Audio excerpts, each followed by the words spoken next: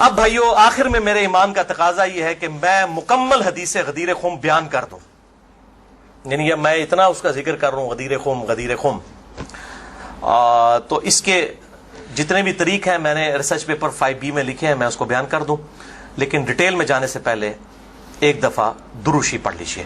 اللہم صلی علی محمد وعلی آل محمد کما صلیت علی ابراہیم وعلی آل ابراہیم انک حمید مجید، اللہم بارک علی محمد وعلی آل محمد کما بارکت علی ابراہیم وعلی آل ابراہیم انک حمید مجید۔ عثمان بھائی یہ والا ایسی بھی چلا دیں، کریٹیکل ریکارڈنگ ہو چکی ہے، یہ ریکارڈنگ میں آواز آ جاتی ہے اس بڑے ایسی کہ آپ چلا دیجیے انشاءاللہ۔ بلکہ سب سے زیادہ پسینہ تو مجھے آ رہا ہوتا ہے نا، کیونکہ میں بول رہا ہوتا ہوں، بولنے والے بندے کو زیادہ آتا ہے۔ بھائیو صحیح مسلم میں حدیث ہے انٹرنیشنل نمبر کے مطابق 553 آپ صلی اللہ علیہ وآلہ وسلم نے ارشاد فرمایا کہ جو شخص وضو کرنے کے بعد ایک دفعہ پڑھ لے اشہد ان لا الہ الا اللہ وحدہ لا شریک لہ واشہد ان محمدا عبدہ ورسولہ، تو اللہ تعالیٰ جنت کے 8 دروازے اس کے لیے کھول دے گا۔ الحمدللہ، تو جنت کے 8 دروازوں کی نسبت سے میں نے ریسرچ پیپر نمبر یہ 5B واقعہ کربلا کا حقیقی پس منظر 72 صحیح الاسناد حدیث کی روشنی میں، جس میں 150 طریق میں نے اہل سنت کی کتابوں سے جمع کیے ہیں، اس میں 33 نمبر پہ میں نے حدیث غدیر خم کے سارے طریق جمع کر دیے ہیں جو مین تھے، 8 طریق جمع کیے ہیں، اور میں 8 کے 8 یہاں پہ بیان کروں گا، ظاہر ہے تھوڑے تھوڑے الفاظ کے فرق کے ساتھ ہیں، اور پھر انشاءاللہ یہ ہماری گفتگو کنکلوڈ ہو جائے گی انشاءاللہ تعالی۔ 33 نمبر پہ ہے بھائیو غدیر خم کی جو حدیث ہے، اس پہ اہل سنت اور اہل تشیع کا اجماع ہے، یہ حدیث متواتر ہے۔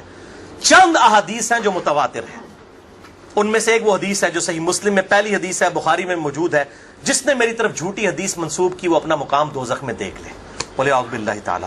حدیث متواتر وہ حدیث ہے کہ جس کو اتنی کثرت سے لوگوں نے روایت کیا ہو کہ اس کا جھوٹ پہ ہونا محال ہو، یہ صحیح حدیث کی اعلیٰ ترین شکل ہے حدیث متواتر۔ اردو میں ہم متواترہ بول دیتے ہیں، لیکن عربی میں لفظ متواتر ہے۔ اور دور حاضر میں بہت بڑا کام کیا ہے شیخ ناصر الدین البانی رحمہ اللہ، المتوفى 1999 عیسوی، جو محدث اعظم سعودیہ بھی رہے ہیں، بعد میں سعودیہ والوں نے ان کو خیر نکال دیا، البانیہ کے رہنے والے تھے۔ انہوں نے سلسلہ احادیث صحیحہ میں، السلسلۃ الصحیحہ للبانی میں، انٹرنیشنل نمبر کے مطابق 1750 نمبر میں اور 2223 نمبر میں درجنوں طریق، اس کے درجنوں طرق نقل کیے کئی صحابہ سے، سیدنا علی سے، سیدنا سعد بن ابی وقاص سے، سیدنا ابو ایوب انصاری سے، سیدنا انس بن مالک سے، سیدنا ابو ہریرہ سے، سیدنا ابو سعید خدری سے، سیدنا بریدہ سے، سیدنا ابن عباس سے، سیدنا ابو طفیل عامر بن واصلہ سے، سیدنا برا بن عازب سے رضی اللہ عنہم اجمعین وعلیہم السلام، سب سے یہ حدیث انہوں نے نقل کی سارے طریق۔ اور شیخ زبیر لیزئی رحمہ اللہ نے مشکات المصابیح کی تحکیم کے دوران انٹرنیشنل نمبر کے مطابق 6091 نمبر حدیث کے فٹ نوٹ پہ لکھا کہ یہ حدیث متواتر ہے، غدیر خم کی حدیث۔ اب میرے بھائیوں دل تھام کے، آج میں نے کئی ایسی باتیں کرنی جو میں نے ابھی تک کبھی بھی نہیں کی، کسی ویڈیو میں بھی نہیں کی، اور ایون اپنی نجی محفلوں میں بھی نہیں۔ کچھ باتیں ایسی بھی ہیں کیونکہ ظاہر ہے کہ اب محرم کا مہینہ، تو میں اس کو کھول کے پھر ذرا چیزوں کو بیان کر دوں۔ تو یہ 8 طریق میں 1 بائی 1 ڈسکس کروں گا، پہلے 2-3 ذرا ڈیٹیل سے ہیں، پھر ساتھ انشاءاللہ باقی وہی الفاظ ریپیٹ ہوں گے۔ غدیر خم کی حدیث کا پہلا طریق صحیح مسلم میں انٹرنیشنل نمبر کے مطابق 4 طرق ہیں اس کے، 6225 سے لے کر 6228 تک، سیدنا علی کے فضائل والے چیپٹر میں۔ اس کا جو پہلا طریق ہے، طرق کہتے ہیں جمع کو، طریق کہتے ہیں ایک، یعنی جو روایت کی سند چل رہی ہوتی ہے اس کو ہم کہتے ہیں اس طریقے سے آئی ہے، اس وے سے آئی ہے، اس چین سے آئی ہے۔ پہلی چین صحیح مسلم 6225 سیدنا زید ابن ارقم سے، جو سابقون الاولون تھے، انہی کا وہ دار ارقم تھا جس میں نبی صلی اللہ علیہ وسلم دعوت حق بیان کیا کرتے تھے۔ ظاہر کعبۃ اللہ میں تو وہ لوگ نہیں جانے دیتے تھے، جس طرح ہمیں آج علماء مسجدوں میں نہیں گھسنے دیتے، تو ہم نے بھی یہ دار ارقم سجایا ہوا ایک، تو زید ابن ارقم رضی اللہ تعالی عنہ علیہ السلام روایت کرتے ہیں، ان کے پاس کچھ تابعین آئے، صحیح مسلم 6225۔ انہوں نے کہا زید آپ کتنے خوش نصیب ہیں، شروع میں آپ نے اسلام قبول کر لیا، نبی صلی اللہ علیہ وسلم کے ساتھ آپ نے نمازیں پڑھی، آپ کے ساتھ جہاد کیا، آپ صلی اللہ علیہ وسلم سے ڈائریکٹ حدیثیں سنی، آپ کی صحبت کی، آپ تو بہت خوش نصیب ہیں۔ ہم آپ کے پاس صرف اس لیے آئے ہیں کہ آپ ہمیں کوئی ایسی بات سنائیں جو خود آپ صلی اللہ علیہ وسلم سے آپ نے سنی ہو۔ تو زید ابن ارقم نے کہا کہ میں بہت بوڑھا ہو چکا ہوں، ساری باتیں تو مجھے یاد نہیں ہیں، اس لیے میری معذرت قبول کرو، البتہ ایک کریٹیکل بات مجھے یاد ہے کہ آپ صلی اللہ علیہ وسلم جب حجۃ الوداع سے واپس آ رہے تھے اپنی وفات سے تقریباً 3 مہینے پہلے، تو مکے اور مدینے کے درمیان ایک خم نامی جگہ تھی، پانی کے لیے پڑاؤ کیا غدیر خم پہ، اور یہ بات ہے 18 ذوالحجہ 10 ہجری کی، اور 11 ہجری میں آپ صلی اللہ علیہ وسلم کی وفات ہو گئی ربیع الاول میں، تاریخ کنفرم نہیں لیکن دن سوموار تھا، صحیح بخاری میں آتا ہے۔ آپ صلی اللہ علیہ وسلم نے خم نامی گاؤں میں اونٹ کے پالان کا آپ کے لیے ممبر بنایا گیا، آپ صلی اللہ علیہ وسلم نے اس پہ چڑھ کر خطبہ دیا، اور الفاظ ہی بڑے کنکلوڈنگ ہیں، ہم نے اپنے منہج پہ بھی لکھا ہوا ہے، اے لوگوں آگاہ ہو جاؤ، میں بھی ایک انسان ہوں، قریب ہے کہ اللہ کا قاصد یعنی موت کا فرشتہ میرے پاس آئے اور میں اس کی دعوت قبول کر لوں۔ لوگوں آگاہ ہو جاؤ، میں اپنے بعد تم میں 2 بھاری چیزیں چھوڑ کر جا رہا ہوں، یہ ہے حدیث ثقلین۔ ان میں سے پہلی چیز اللہ کی کتاب ہے، اس میں ہدایت ہے، اس میں نور ہے، تم اللہ کی کتاب کو پکڑو، اپنا تعلق اس کتاب کے ساتھ مضبوط کرو، اللہ کی کتاب اللہ کی رسی ہے، جو اس کو پکڑے گا ہدایت پر ہوگا، جو چھوڑ دے گا گمراہ ہو جائے گا۔ پھر زید ابن ارقم کہتے ہیں آپ صلی اللہ علیہ وسلم ترغیب دلاتے رہے، اللہ کی کتاب، اللہ کی کتاب، اللہ کی کتاب، لیکن امت نے چھوڑ دی کتاب۔ اور پھر آپ صلی اللہ علیہ وسلم نے فرمایا دوسری بھاری چیز میرے اہل بیت ہیں، میں اپنے اہل بیت کے معاملے میں تمہیں اللہ سے ڈراتا ہوں، میں اپنے اہل بیت کے معاملے میں تمہیں اللہ سے ڈراتا ہوں، میں اپنے اہل بیت کے معاملے میں تمہیں اللہ کا خوف دلاتا ہوں۔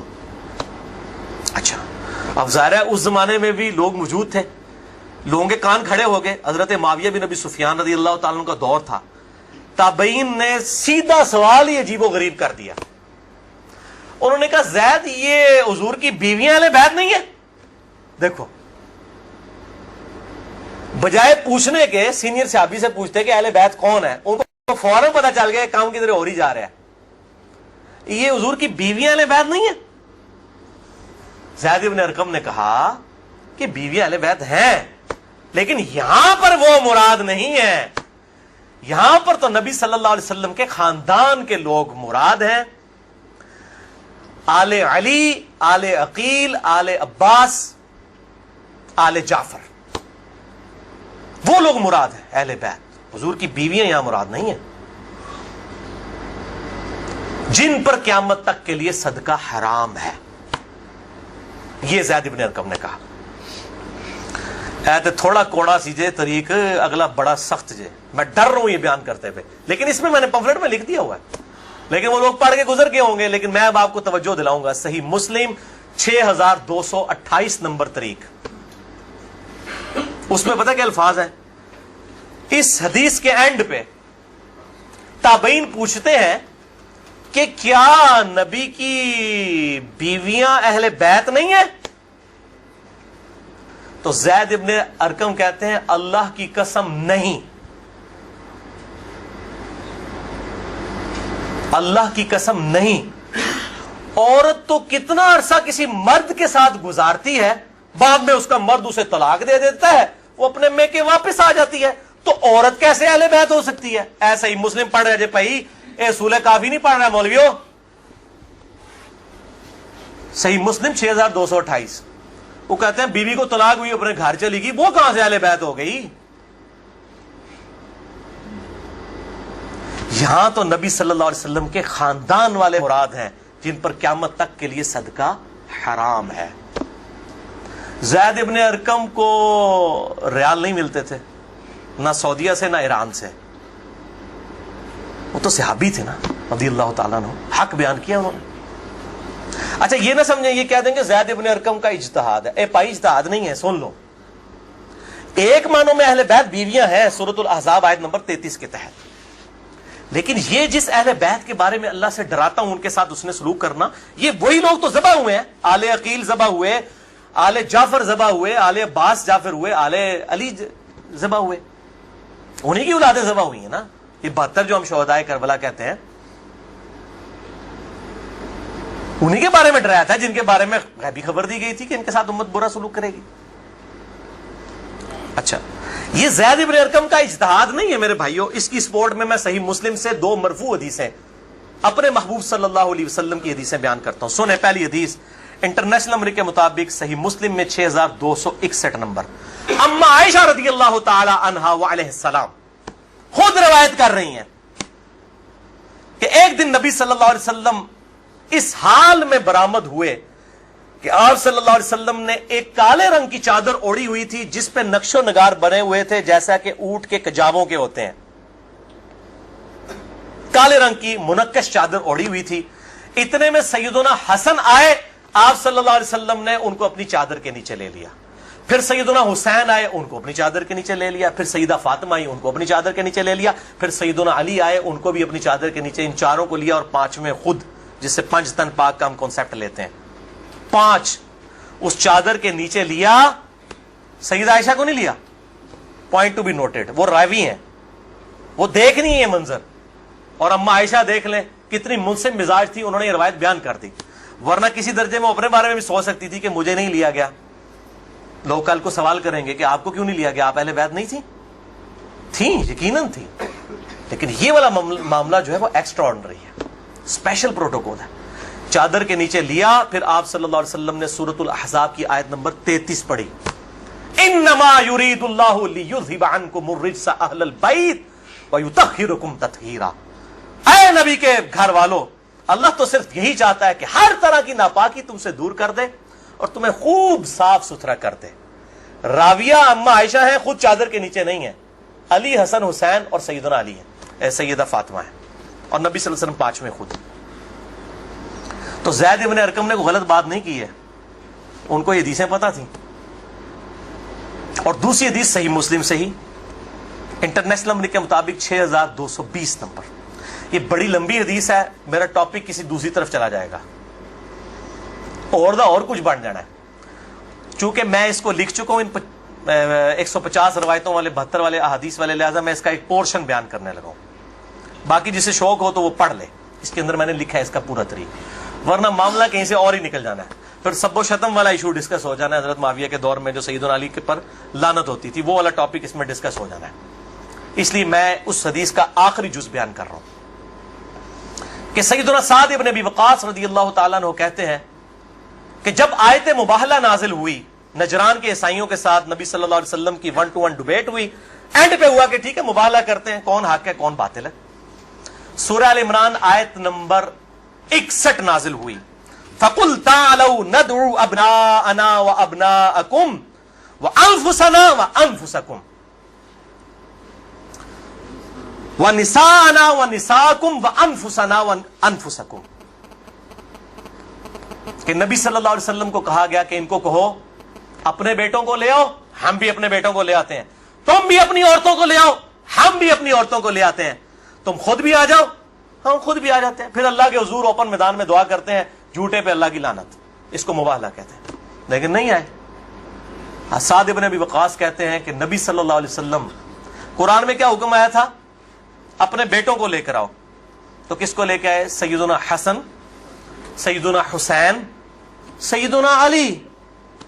اور ساتھ کیا تھا؟ اپنی عورتوں کو لے کر آؤ. نبی صلی اللہ علیہ وسلم کی عورت کون تھی؟ سیدہ عائشہ، سیدہ حفصہ، باقی امہات المومنین. لیکن ان کو نہیں لائے، سیدہ فاطمہ کو لے کر آئے. Point to be noted. نازمیوں کے لیے پکی. اگر آپ کو کہے اپنے گھر کی عورتوں کو لے آؤ تو سب سے پہلے بیوی لائی جاتی ہے. آیت مباہلہ میں بیوی نہیں آئی، سیدہ فاطمہ آئی ہیں. اگلی گلا آپ سمجھ جاؤ بھائی زید ابن ارقم نے کیوں کہا. صحیح مسلم 6228 کہ بیوی تو خاوند کے ساتھ کافی عرصہ گزارتی ہے، جب طلاق ہو جائے تو وہ اپنے میکے واپس چلی. حالانکہ نبی صلی اللہ علیہ وسلم نے کسی کو نہیں دی طلاق، لیکن اتنی ننگی بات اس لیے ان کو کرنی پڑی، اتنی سخت بات، تاکہ حق کھل کے بیان ہو. اور نبی صلی اللہ علیہ وسلم نے بھی آپ دیکھ لیں قرآن میں حکم تھا عورتوں کو لے کر آؤ، بیویاں نہیں لے کے آئے.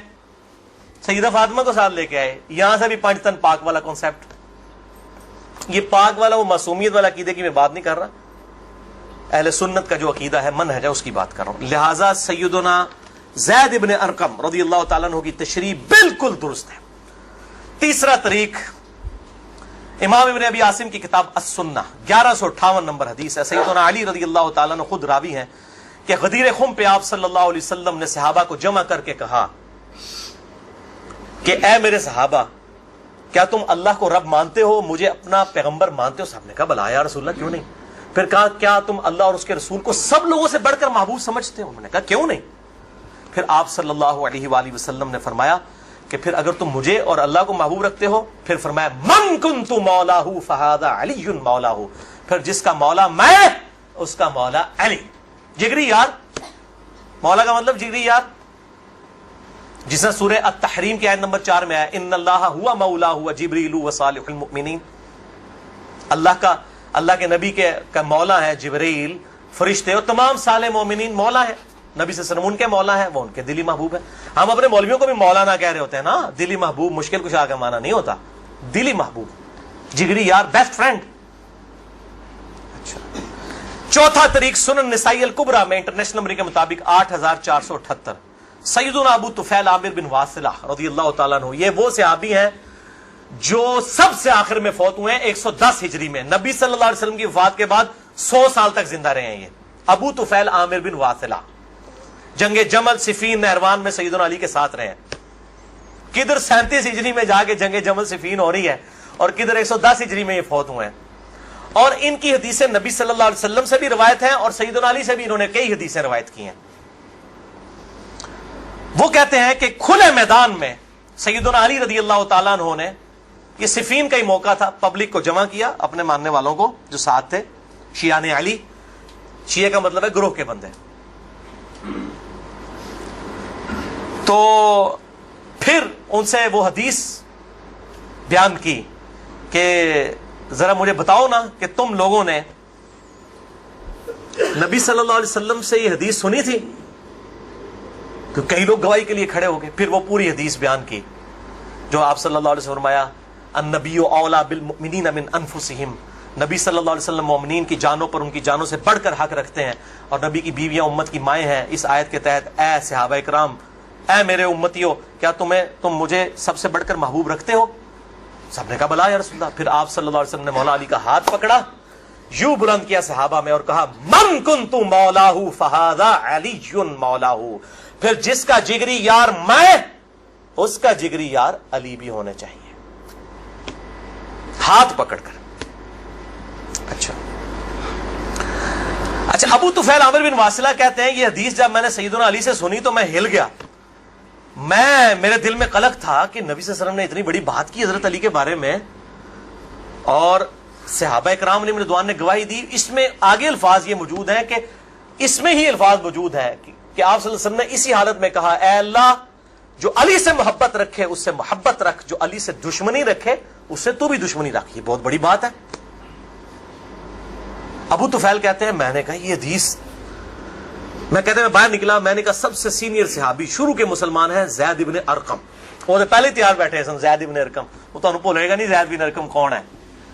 तो हम जमात इस्लामी के स्कूल भी नहीं दारे अरकम भूलणगे, तो दारे अरकम उन्हीं के नाम पे रखे हुए हैं क्योंकि दारे अरकम सबसे पहला घर था जहां नबी सल्लल्लाहु अलैहि वसल्लम दावत तौहीद किया करते थे। ज़ैद इब्न अरकम के पास गए, उनका ज़ैद आप तो साबिकून और अव्वलून में से हैं, मुझे बताएं हजरत अली ने ये हदीस बयान की है और इतने लोगों ने गवाही दी है। उन्होंने कहा तू क्या बात करता है, मैंने तो खुद नबी सल्लल्लाहु अलैहि वसल्लम से ये हदीस सुनी हुई है, मन कुन्तु मौलाहु फहादा अलीयुन मौलाहु, और ए अल्लाह उससे मोहब्बत रख, जो अली से मोहब्बत रखे उससे दुश्मनी रख, जो अली से दुश्मनी रखे। ये वो हिस्सा है जिसका इब्न तैमिया ने इनकार किया मिनहाजुस सुन्ना में। फिर शेख अलबानी ने फिर सफ़ों के सफ़े काले किए कि इब्न तैमिया में जल्दबाजी की आदत थी और मुबालगा आराई थी। सिलसिला अहदीस सहिया 2223 नंबर हदीस के कॉन्टेक्स्ट में शेख अलबानी ने सख्त गिरफ्त की है। अच्छा, पांचवा तरीक सही मुस्लिम में 3713 है, जामिया तिरमिज़ी में 3713। पांचवा तरीक मन कुन्तु मौलाहु फहादा अलीयुन मौलाहु, ज़ैद इब्न अरकम से जाबिर बिन अब्दुल्लाह से रज़ियल्लाहु ताला अन्हुमा। छठा तरीक मुस्नद अहमद में है इंटरनेशनल नंबर के मुताबिक 19321 जिल्द 4 सफ़ा 370 पर। کہ سیدنا علی نے جب پوچھا گواہی دو گے اس حدیث کی غدیر خم کی، تو 30 صحابہ وہاں پر کھڑے ہوئے، اور باقی پوری حدیث وہی ہے سنن نسائی الکبریٰ والی کہ اے اللہ اس سے محبت رکھ جو علی سے محبت رکھے، اس سے دشمنی رکھ جو علی سے دشمنی رکھے۔ تو ہمیں تو بڑا فخر ہے، ہم تو علی سے نہ صرف محبت رکھتے ہیں، علی کے دشمنوں کو للکار رہے ہیں، الحمدللہ۔ تو اللہ تعالیٰ اسی عمل کے سبب، اس عمل کا وسیلہ اللہ کے حضور پیش کرتے ہیں کہ اللہ تعالیٰ ہمیں محبوب رکھے، آمین۔ بھائی یہ غدیر خم پہ آپ صلی اللہ علیہ وسلم نے خطبہ کیوں دیا؟ اس کی میں نے حکمت کئی لیکچرز میں بیان کی، یہاں پہ بھی بیان کر دوں۔ یہ آپ خطبہ حجۃ الوداع پہ بھی دے سکتے تھے، وہ روایتیں ضعیف ہیں۔ غدیر خم اس موقع پر پہنچ کر سب لوگ عرب کے جا چکے تھے سوائے اہل شام کے اور اہل مدینہ کے، اور اہل شام صفین میں سیدنا علی کے خلاف کھڑے ہوئے، اور اہل مدینہ میں جو کچھ لوگ تھے انہوں نے اہل مدینہ کے ساتھ زیادتی کی، کچھ ان کے ساتھ زیادتیاں ہوئی۔ اہل مدینہ اور اہل شام کو اصل میں ڈرایا گیا، کیونکہ واقعہ ہرہ میں اہل مدینہ کے ساتھ ظلم کیا یزید نے، اور صفین میں جو ہے وہ حضرت معاویہ جو فوج لے کے آئے وہ شامیوں کی تھی۔ اس لیے نبی صلی اللہ علیہ وسلم نے حضرت علی کے بارے میں یہ کرٹیکل حدیث وہاں پر بیان کی تاکہ شامیوں کو اور اہل مدینہ کو ڈر سنا دیا جائے۔ یہ اس کی ٹیکنیکل ریزن تھی، یہ کوئی خلافت والا معاملہ نہیں تھا۔ وہ تو بخاری اور مسلم کی متفق علیہ حدیث ہے، صحیح بخاری میں 4460 نمبر حدیث ہے۔ سیدنا طلحہ نے جب پوچھا عبداللہ ابن ابی اوفا سے کہ بتائیے کیا نبی صلی اللہ علیہ وسلم نے اپنا وصی کسی کو منایا؟ انہوں نے کہا کسی کو نہیں منایا، آپ نے ہمیں قرآن پر چلے رہنے کی وصیت کی تھی۔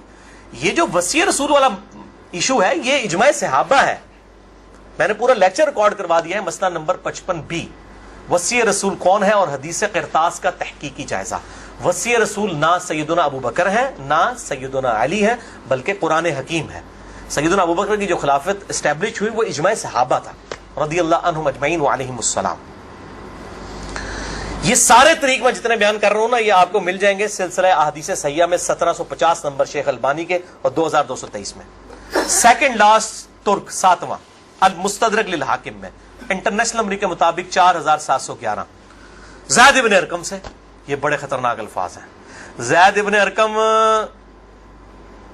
ڈر جاؤ، زید ابن ارقم کرو جڑی روایتیں انہوں نے بیان کی تھی ہمیں۔ زید ابن ارقم کہتے ہیں کہ نبی صلی اللہ علیہ وسلم نے فرمایا تھا غدیر خم پر کہ میں اپنے بعد 2 بھاری چیزیں چھوڑ کر جا رہا ہوں، قرآن اور اہل بیت، یہ قیامت تک اکٹھے رہیں گے یہاں تک کہ حوض کوثر پہ آ کے مجھ سے ملاقات کریں گے، قرآن اور اہل بیت۔ یہ حوض کوثر میں ملاقات کر کے کیا لینا ہے انہوں نے؟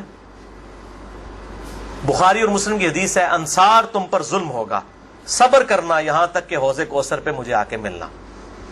بخاری مسلم میں حدیث ہے انصار کی محبت ایمان کی علامت ہے۔ انصار پہ ہی تو ظلم کیا گیا، واقعہ ہرہ کیوں ہوا تھا؟ قتل حسین کے بعد انصار کی اولاد نے بیعت یزید کی توڑ دی تھی، اسی کی وجہ سے اس کو غصہ آیا، کہا انصار صبر کرنا یہاں تک کہ مجھے حوض کوثر پہ کیا مٹھائی کھلائی جائے گی؟ نہیں، بخاری اور مسلم کی متفق علیہ حدیث ہے میرے حوض کوثر پہ کچھ لوگ آئیں گے اور میں کہوں گا اصحابی اصحابی، یہ تو میرے صحابہ ہیں۔ ایک روایت میں اسیحابی اسیحابی، تو میرے ساتھی ہیں، میرے صحابی ہیں۔ یہ کیا کرتے ہیں جس طریق میں آتا ہے نا امتی امتی، وہ نکال کے تو بریلوی دیوبندیوں کے اوپر لگانا شروع کر دیتے ہیں، اور صحابی صحابی لکھے نا مکتبۃ شاملہ میں، بخاری مسلم میں کھل جائیں گے۔ تو آپ صلی اللہ علیہ وسلم فرماتے ہیں کہ میں جب ان کو حوض کوثر سے پلانے لگوں گا میرے ان کے درمیان ایک دیوار کھڑی کر دی جائے گی، اور مجھے کہا جائے گا اللہ کے نبی آپ کو نہیں پتا آپ کی وفات کے بعد یہ لوگ دین سے الٹے قدم پھر گئے تھے، انہوں نے دین میں بدعتیں جاری کر فرماتے ہیں میں کہوں گا سحقن سحقن لمن غیر بعدی سحقن سحقن لمن بدل بعدی، ان پر پھٹکار ہو جنہوں نے میری وفات کے بعد میرا دین بدل دیا، جنہوں نے میری وفات کے بعد میرے دین میں تغیر کر دیا۔ اب یہ ایک اور پنڈورا باکس ہے، اس کو بھی میں یہاں پر کلوز کرتا ہوں، جسے شوق ہو میری زندگی کا اہم ترین لیکچر مسئلہ نمبر 96 عظمت صحابہ رد المنافقین اور سنی شیعہ کے اختلاف کا تحقیقی جائزہ اہل سنت پاک.com پر جو ہے وہ دیکھ لیں۔ ہر ایک چیز میں سے ایک جن برآمد ہوتا ہے۔ 8واں طریق اس سے ریلیٹڈ ہے، غدیر خم کا تو نہیں لیکن ریلیٹڈ ہے، اس لیے میں نے اس کو بیان کرنا ضروری سمجھا۔ المستدرک للحاکم میں انٹرنیشنل نمبر کے مطابق 4628۔ اس جتنی میں حدیثیں بیان کر رہا ہوں شیخ البانی، شیخ زبیر لزئی، امام ذہبی، امام حاکم رحمہم اللہ اجمعین تمام نے ان کی تصحیح کی ہوئی ہے۔ میں کوئی کار بیک نہیں، عالم ضعیف حدیثیں بیان کر رہا نا جو کفایت اللہ سناولی کرتا ہے، تو بھائی جی 10 گھنٹے نہ مکن حدیثاں، میں صرف صحیح حدیثیں بیان کر رہا ہوں جن کے اوپر اتفاق ہے سب کا۔ یہ حدیث بھی بڑی اہم حدیث ہے۔ ابو ذر غفاری کا غلام تھا ایک ابو ثابت، وہ کہتے ہیں میں جنگ جمل کے بعد حضرت ام سلمہ ہماری جو ماں ہے، جو آخر میں فوت ہوئی واقعہ کربلا کے بعد بھی، ام سلمہ ام المؤمنین رضی اللہ تعالی عنہا و علیہ السلام، کہتے ہیں میں ان کو ملنے گیا، اماں نے پوچھا، اماں ام سلمہ ہوتے اگر میں لیکچر دیا نا بنو امیہ کے خلاف جتنی حدیثیں ہیں نا، جتنی حدیثیں ممبروں پہ لعنت کرنے والے کے خلاف، سیدنا علی کو گالیاں دینے والوں کے پر عتاب، سب کی سب ام سلمہ سے ہیں۔ ام سلمہ پہ اگر ایک میں پورا لیکچر دے سکتا ہوں کہ انہوں نے جو بنو امیہ کے خلاف حدیثیں روایت کی ہیں، ام سلمہ نے، نبی صلی اللہ علیہ وسلم کی بیوی، یہ کوئی بریلوی دیوبندی اہل حدیث شیعہ نہیں تھی بھائی، نبی صلی اللہ علیہ وسلم کی بیوی تھی۔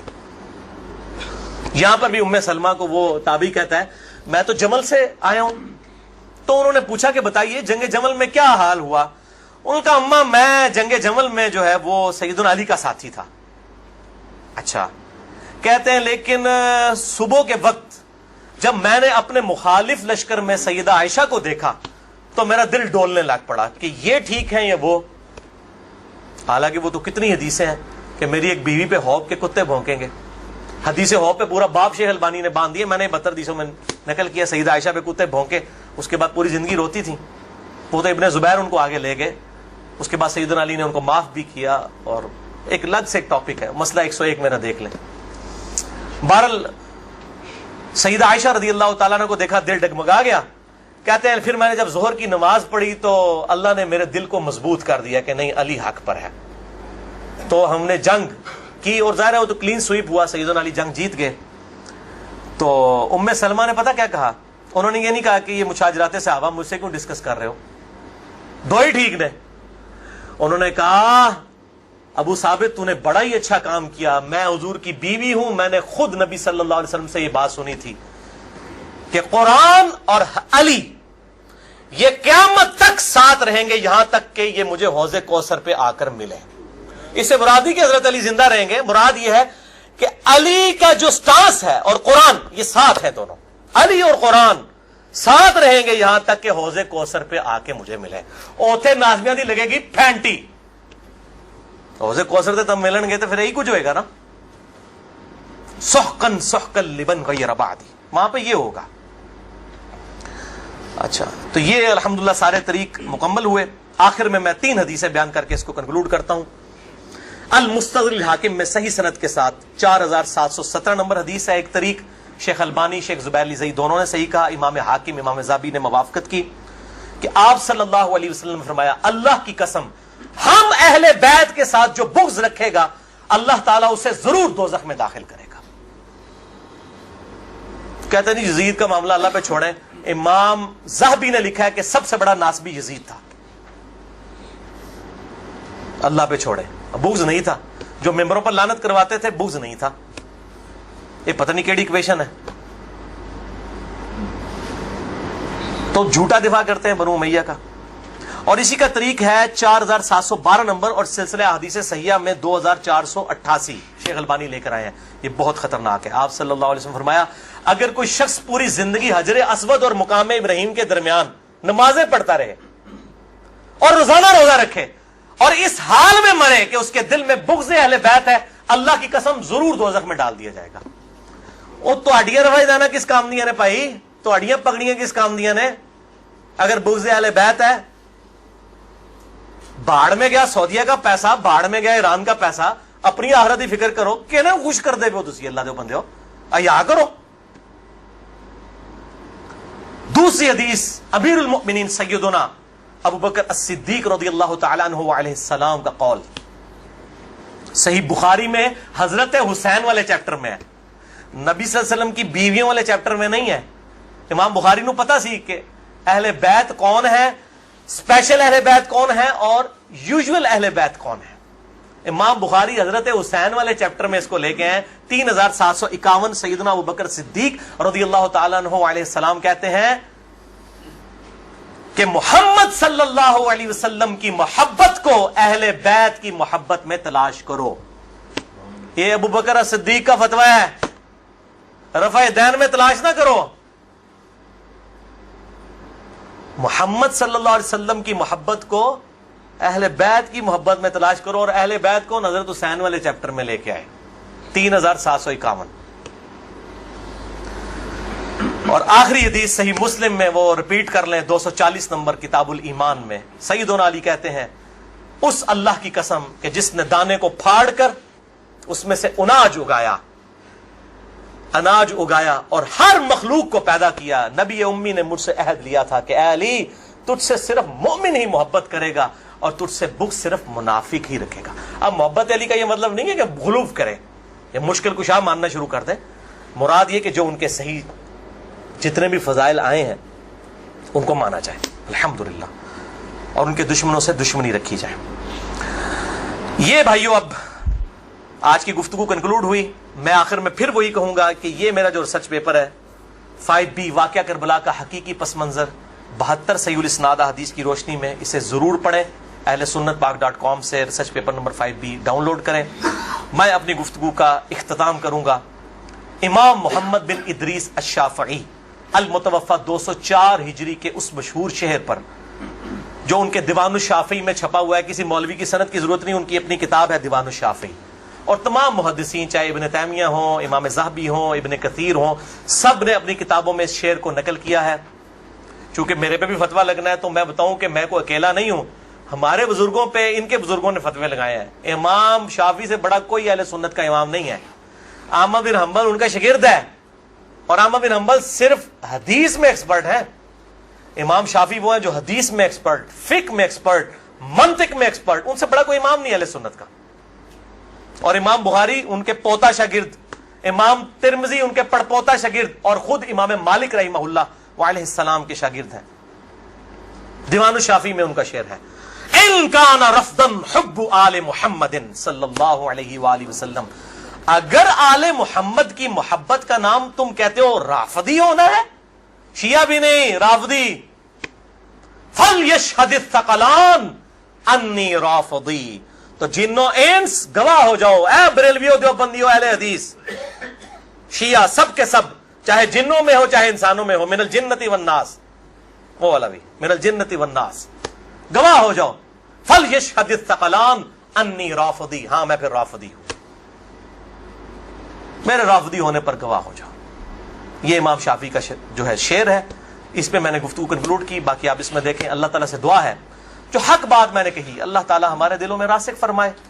اگر جس بات میں میرے منہ سے کوئی بات نکل گئی تو اللہ تعالیٰ ہمارے دلوں سے محو کر دے. اللہ تعالیٰ ہمیں کتاب و سنت کی تعلیمات پر عمل کر کے دوسرے بھائیوں تک پہنچانے کی توفیق عطا فرمائے. سبحانک اللہم و بحمدک اشہد ان لا الہ الا انت استغفرک و اتوب الیک وما علینا الا البلاغ المبین. درود شریف ایک دفعہ ضرور پڑھیں. اللہم صلی علی محمد وعلی آل محمد کما صلیت علی ابراہیم وعلی آل ابراہیم انک حمید مجید. اللہم بارک علی محمد وعلی آل محمد کما بارکت علی ابراہیم وعلی آل ابراہیم فی العالمین انک حمید مجید. جتنے بھائی آئے ہیں ریسرچ پیپرز بھی لے کے جائیں، اور جنہوں نے سوال کرنے ہیں 10 منٹ کے بعد میرے پاس آئیے گا، کیونکہ میں ظاہر ہے اتنی گفتگو کر کے پھر جو ہے وہ تھک جاتا ہوں. جزاک اللہ خیرہ، جزاکم اللہ خیرہ، وما علینا الا البلاغ المبین. ٹھیک ہے، اسے بند کر دیجئے.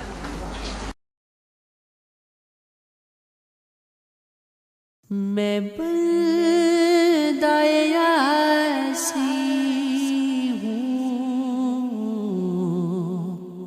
خطا کار ہوں مولا،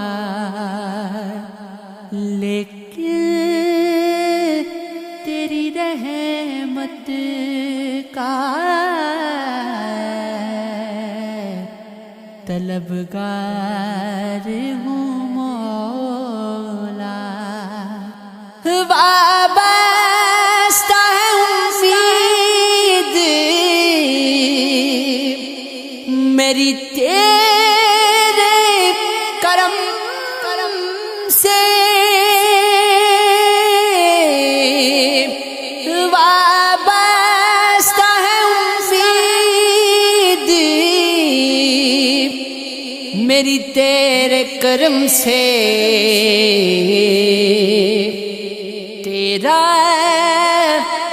فقط تیرا پرستار